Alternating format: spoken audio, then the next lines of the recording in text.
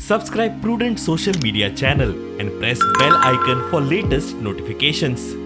Anything. The BJP government has been in power here for the last 5 years. We have not seen any sustained question and answers from the Congress. You had the Goa Democratic Front, which said we will not be with the BJP. They are with the BJP. You had the Congress people who went 9 MLAs to the BJP. So what is left as a fighting force? The Trinamool is not here to do deals with anyone.